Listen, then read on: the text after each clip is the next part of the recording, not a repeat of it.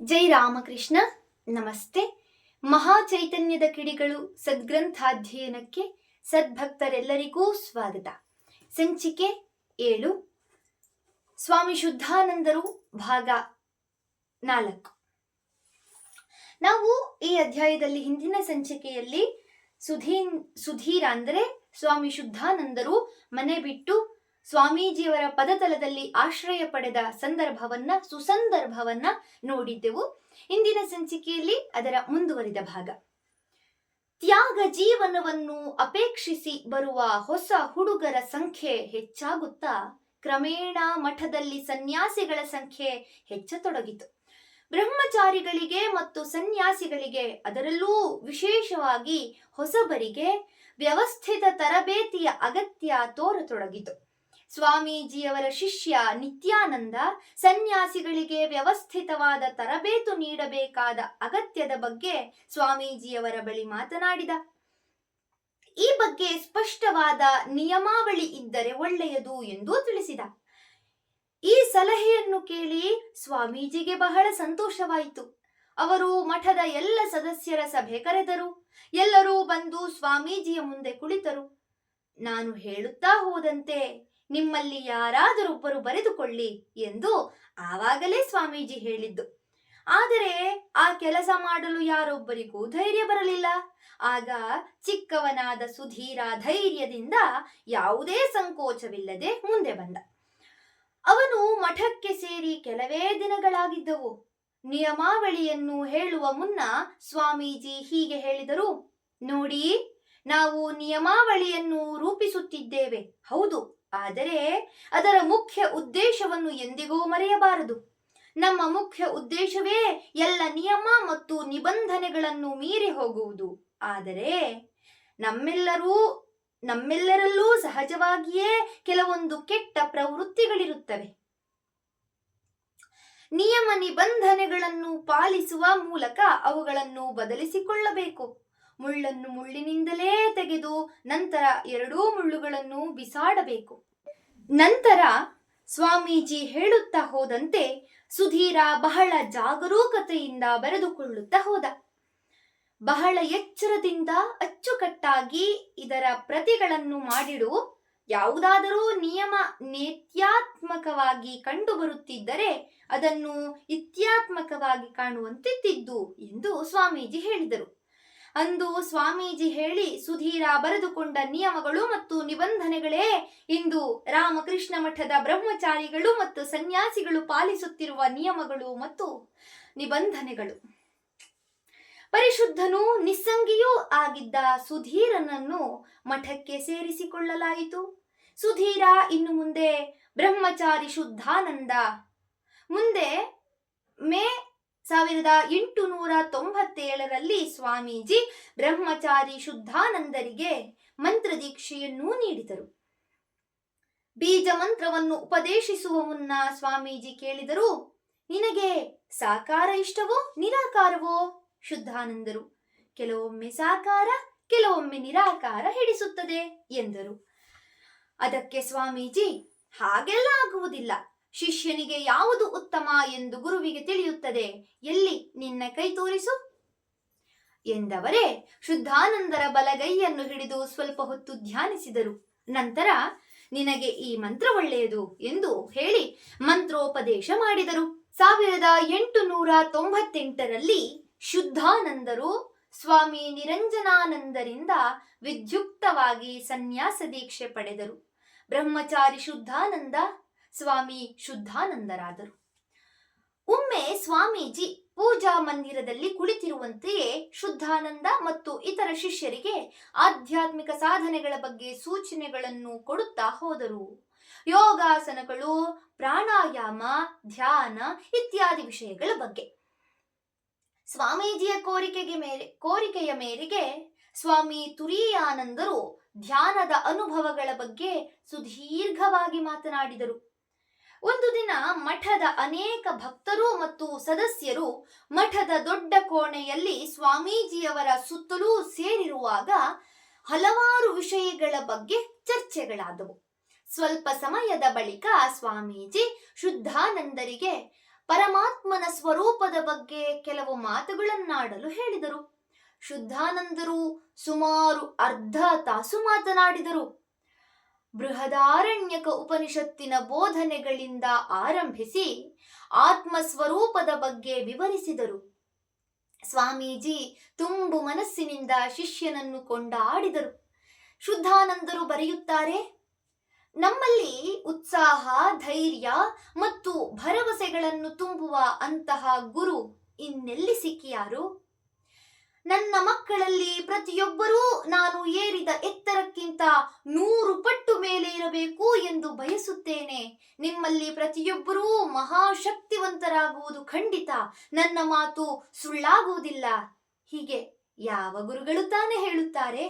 ಆ ಸಮಯದಲ್ಲಿ ಶ್ರೀಯುತ ಸ್ಪರ್ಡಿ ಸ್ವಾಮೀಜಿಯವರು ಇಂಗ್ಲೆಂಡಿನಲ್ಲಿದ್ದಾಗ ಜ್ಞಾನಯೋಗದ ಮೇಲೆ ನೀಡಿದ್ದ ಉಪನ್ಯಾಸಗಳನ್ನು ಪುಸ್ತಿಕೆಗಳ ರೂಪದಲ್ಲಿ ಪ್ರಕಟಿಸುತ್ತಿದ್ದರು.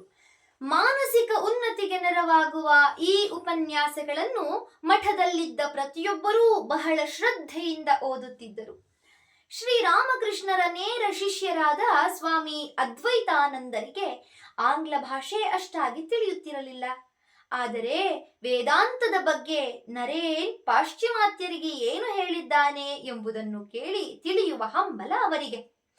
ಅವರ ಅಪೇಕ್ಷೆಯ ಮೇರೆಗೆ ಮಠದಲ್ಲಿದ್ದ ಕಿರಿಯ ಸದಸ್ಯರು ಉಪನ್ಯಾಸಗಳನ್ನು ಓದಿ ಸಾರಾಂಶವನ್ನು ಬಂಗಾಳಿಯಲ್ಲಿ ವಿವರಿಸುತ್ತಿದ್ದರು. ಅದ್ವೈತಾನಂದರಿಗಾಗಿ ಶುದ್ಧಾನಂದರು ಸ್ವಾಮೀಜಿಯವರ ಉಪನ್ಯಾಸಗಳನ್ನು ಬಂಗಾಳಿಗೆ ಅನುವಾದ ಮಾಡಿಕೊಡುತ್ತಿದ್ದರು. ಇದನ್ನು ಗಮನಿಸಿದ ಸ್ವಾಮಿ ಪ್ರೇಮಾನಂದರಿಗೆ ಬಹಳ ಆನಂದವಾಯಿತು.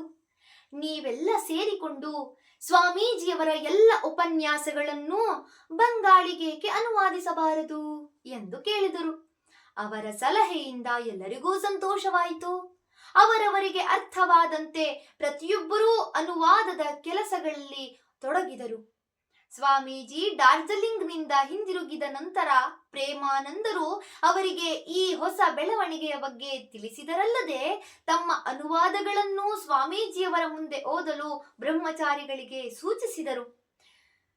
ಸ್ವಾಮೀಜಿ ಎಲ್ಲವನ್ನೂ ಆಲಿಸಿ ಸಂತೋಷಪಟ್ಟರು. ಒಂದು ದಿನ ಶುದ್ಧಾನಂದರೊಬ್ಬರೇ ಸ್ವಾಮೀಜಿಯವರ ಜೊತೆ ಇರುವಾಗ ಸ್ವಾಮೀಜಿ, ನೀನೇಕೆ ನನ್ನ ರಾಜಯೋಗ ಪುಸ್ತಕವನ್ನು ಅನುವಾದಿಸಬಾರದು ಎಂದರು. ಗುರುವಿನ ಆಣತಿಯಾಗುತ್ತಿದ್ದಂತೆ ಶಿಷ್ಯನಲ್ಲಿ ಹೊಸ ಶಕ್ತಿ ಸ್ಫುರಿಸಿತು. ರಾಜಯೋಗದ ಅನುವಾದದ ಕೆಲಸದಲ್ಲಿ ತಮ್ಮ ತನುಮನಗಳನ್ನು ಸಂಪೂರ್ಣವಾಗಿ ತೊಡಗಿಸಿದರು. ರಾಜಯೋಗದ ಸಾಧನೆಗಳು ಬಂಗಾಳದಲ್ಲಿ ಅಷ್ಟಾಗಿ ರೂಢಿಯಲ್ಲಿಲ್ಲ ಎಂದು ಸ್ವಾಮೀಜಿ ಅನೇಕ ಸಂದರ್ಭಗಳಲ್ಲಿ ಬೇಸರ ವ್ಯಕ್ತಪಡಿಸಿದ್ದರು ಮತ್ತು ಬಂಗಾಳದ ಜನ ಅದರ ಬಗ್ಗೆ ಹೆಚ್ಚು ಹೆಚ್ಚು ತಿಳಿಯಬೇಕು ಎಂದು ಹೇಳುತ್ತಿದ್ದರು. ಪ್ರಾಯಶಃ ಅದಕ್ಕಾಗಿಯೇ ಈ ಕೆಲಸವನ್ನು ಶುದ್ಧಾನಂದರಿಗೆ ಒಪ್ಪಿಸಿದ್ದು. ಮುಂದೊಮ್ಮೆ ಶುದ್ಧಾನಂದರು ಬರೆಯುತ್ತಾರೆ, ನನ್ನಂತಹ ಅಸಮರ್ಥನಿಗೆ ಸ್ವಾಮೀಜಿ ಆ ಕೆಲಸವನ್ನು ಏಕೆ ಒಪ್ಪಿಸಿದರೋ?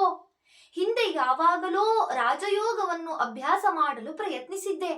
ನನ್ನ ಆಧ್ಯಾತ್ಮಿಕ ಪ್ರಗತಿಯನ್ನು ಗಮನದಲ್ಲಿಟ್ಟುಕೊಂಡೇ ಸ್ವಾಮೀಜಿ ಈ ಅನುವಾದದ ಕೆಲಸವನ್ನು ನನಗೆ ನೀಡಿದರೋ ಅಥವಾ ಬಂಗಾಳದಲ್ಲಿ ರಾಜಯೋಗ ಪದ್ಧತಿಗಳು ಅಷ್ಟಾಗಿ ರೂಢಿಯಲ್ಲಿರದ ಕಾರಣ ಅದರಲ್ಲಿರುವ ಸತ್ಯಗಳು ಸಾಮಾನ್ಯರಿಗೂ ತಿಳಿಯಲಿ ಎಂಬ ಉದ್ದೇಶದಿಂದಲೋ? ಕಾರಣ ಏನೇ ಇರಲಿ, ನಾನು ನನ್ನ ಅಸಮರ್ಥತೆಗಳ ಬಗ್ಗೆ ಗಮನ ಕೊಡದೆ ಸ್ವಾಮೀಜಿಯವರ ಆಣತಿಯನ್ನು ಪಾಲಿಸಲು ತಕ್ಷಣವೇ ಕಾರ್ಯಪ್ರವೃತ್ತನಾದೆ. ಶುದ್ಧಾನಂದರು ಅತ್ಯಂತ ಶ್ರದ್ಧೆ ಮತ್ತು ದಕ್ಷತೆಯಿಂದ ರಾಜಯೋಗ ಪುಸ್ತಕವನ್ನು ಅನುವಾದಿಸಿದರು. ಮುಂದೆ ಅವರು ಸ್ವಾಮೀಜಿಯವರ ಕರ್ಮಯೋಗ, ಜ್ಞಾನಯೋಗ ಮತ್ತು ಭಕ್ತಿಯೋಗ ಸೇರಿದಂತೆ ಇನ್ನೂ ಅನೇಕ ಪುಸ್ತಕಗಳನ್ನು ಅನುವಾದಿಸಿದರು. ಅವರಲ್ಲಿ ಗುರುವಿನ ಸ್ಫೂರ್ತಿ ಎಷ್ಟರ ಮಟ್ಟಿಗೆ ತುಂಬಿತ್ತೆಂದರೆ ಅವರ ಅನುವಾದಗಳು ಸ್ವಾಮೀಜಿಯ ಮೂಲ ಕೃತಿಗಳಂತೆಯೇ ಓದಿಸಿಕೊಂಡು ಹೋಗುತ್ತವೆ.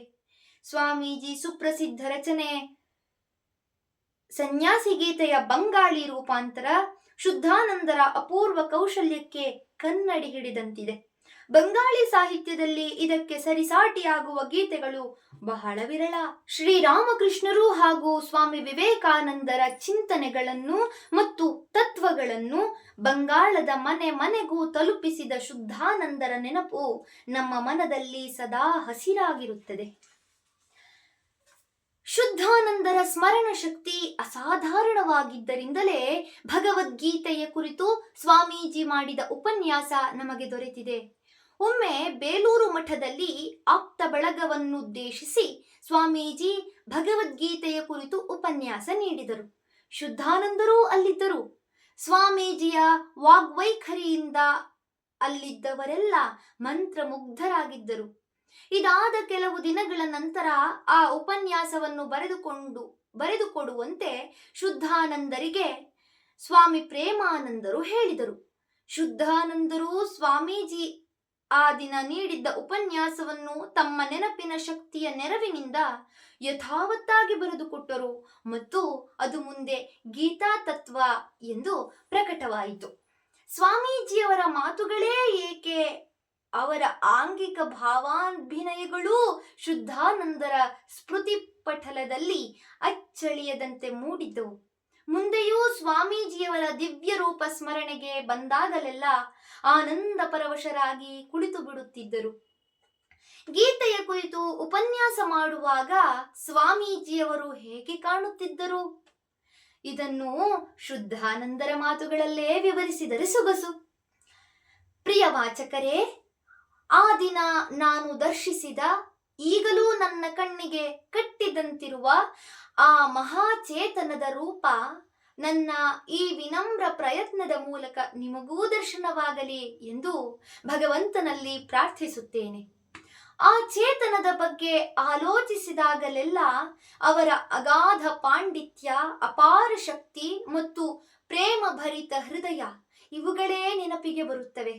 ದೇಶ ಕಾಲಗಳ ಮಿತಿಯನ್ನು ಮೀರಿ ನೀವು ಸ್ವಾಮೀಜಿಯ ಆ ರೂಪವನ್ನು ದರ್ಶಿಸಲು ಪ್ರಯತ್ನಿಸಬೇಕು.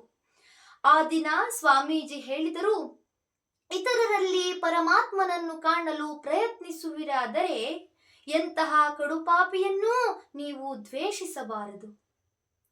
ಎಂತಹ ಕಡುಪಾಪಿಯನ್ನೂ ನೀವು ದ್ವೇಷಿಸಬಾರದು ಎಂಬ ಮಾತುಗಳನ್ನು ಹೇಳುವಾಗ ಅವರ ಮುಖದಲ್ಲಿ ಮೂಡಿದ್ದ ಭಾವವನ್ನು ನಾನೆಂದೆಂದಿಗೂ ಮರೆಯಲಾಗದು.